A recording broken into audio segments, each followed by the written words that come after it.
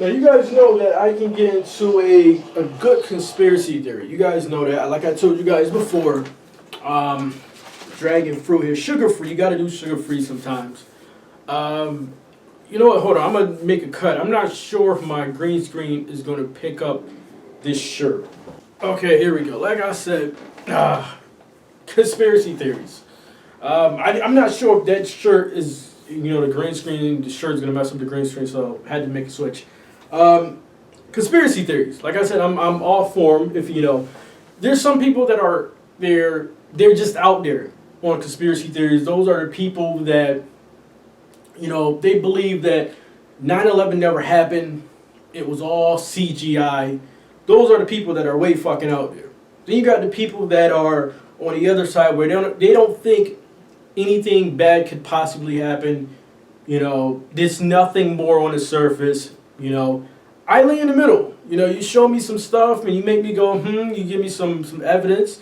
Everything doesn't seem so circumstantial. I'm with it, People have been drawing comparisons to, like I made a video, did James Harden throw the game last night, to LeBron James, and people become psychiatrists and conspiracy theorists and things like that. And I guess I'm being a conspiracy theorist in this video. I guess so. Who cares? People have been drawing comparisons between the two. And when I sit there and I look at them, people talk about the NBA being fixed and things like that. I look back and I look at LeBron James, and in 2011 they played the Mavericks. LeBron James, no fourth quarter. He doesn't show up. He's melting down. He was frozen. He was the frozen one. The spotlight was too big for him. The moment was too big for him. You couldn't explain it.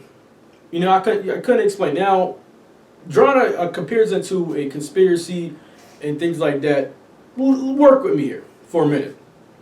They want me to believe.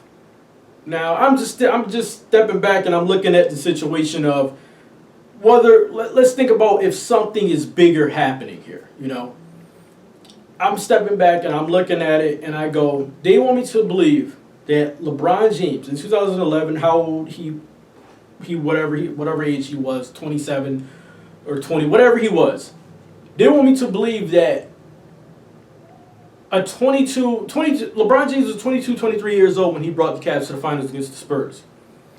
He had the biggest moment, even to this day, the biggest moment a player has ever had in a playoff moment. 48 points, Auburn Hills against the Pistons, a championship team. They had been to the finals a couple times. They were winners. Great team. It wasn't just one guy. You had Billups, you had Rip, Tayshaun Prince, Sheed, Ben Wallace. I think Antonio McDyess was coming off the bench. Maxwell. It could be mixing my years up or whatever. Great team. Great defensive team. Couldn't stop this 22, 23-year-old LeBron James. 48 points. He had scored his team's last whatever points from the fourth quarter to overtime. The dude took maybe 2 jump shots or something. It was something crazy. 29 of the 31. He was clutch as hell. That's my main point. They want me to believe that LeBron James, which that team should have never been in the finals to begin with. Spurs, we all know what was going to happen in the sweep that should have happened, and it happened. They want me to believe that LeBron James, right, follow with, LeBron James of trying to get past the Celtics, the good Celtics team, their big three, trying to get past a Magic team where you had Dwight Howard, he was the best damn center in the league at the moment. They had 2 forwards, 6'10", 6'11" forwards that were shooting jump shots, shooting threes, Turkoglu and Rashard Lewis, where that was just a bad matchup for the Cavs. Cavs didn't match up well against those 2 6'10", 2 6'11" guys. Really, what team would when you have Dwight Howard on the inside, getting 20 and 16 or whatever he was getting. Those Cavs teams, back-to-back years or whatever it was, 61 teams, number 1 in the East. All those years mixed with failure, disappointment, not getting the job done, leaving Cleveland, leaving home, Ohio, going to play in Miami to have a better chance at winning. He gets down there with Dwayne Wade, championship guy, superstar. Chris Bosh, superstar, 25 and whatever guy Chris Bosh was in Toronto, great player. Gets past the Celtics in the playoffs that year, 4-1. Gets past the #1 seed Chicago Bulls that year. Locks up D Rose in the fourth quarter that year. And they want me to believe that LeBron James melts. He's not trying to win. He's not competing in the fourth quarter. They want me to believe that guy meltdown or whatever you want to call it. They want me to believe that. They want me to believe that. Now I sit there and I look at it and I say, there's a difference between a guy not competing, no effort, and a guy going down swinging. And that was my whole issue last night with James Harden. You know, he wasn't trying. There was no effort. You know, people draw comparisons with Kobe against the Suns. I think it was 05 or 06 or whatever it was, where Kobe just passed the ball. Everyone complained about Kobe shooting too much, and Kobe was like, okay, watch this, I'll just pass the ball. I can see that frustration. Bad time to make a point, Kobe, but I can understand that frustration. James Harden's, I can't understand it. I can't really understand it at that point. So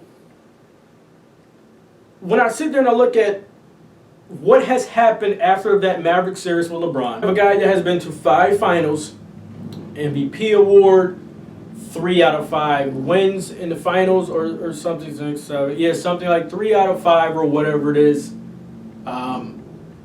It makes me quite, I joke with my friends is, guys, what's good is if something is bigger happening here, and something big happened last night than what we seen on TV, what does that mean for James Harden? Does that mean James Harden will get Paul George to Houston?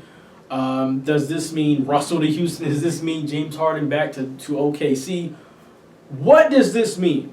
What does this really mean? If there is something bigger happening here, I don't always want to say when a guy has a bad game, conspiracy theory, but I look at it and say when a guy doesn't show up in an elimination game, when he does not try to win and he's a superstar of the team, and there's no explanation for it, so I'm going to start leaning towards something is bigger happening here. Unless someone can tell me something other, and I'm all ears. Tell me something other than, you got Spurs fans that are telling me it was great defense.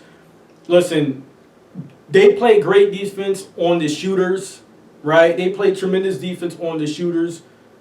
But James Harden, he didn't try last night, So guys, get in the comment section. Let me know if I'm crazy. Let me know if I'm on the mark something, or let me know. Drawing comparisons there and saying if there is something bigger happening here, what does this mean for James Harden? Because and they compared it to LeBron, and that's why I had to look back on LeBron. And you can't tell me that a guy with no effort, he is frozen, he is scared, the moment's too big. And I look back and say the moment wasn't too big when he was 22, 23.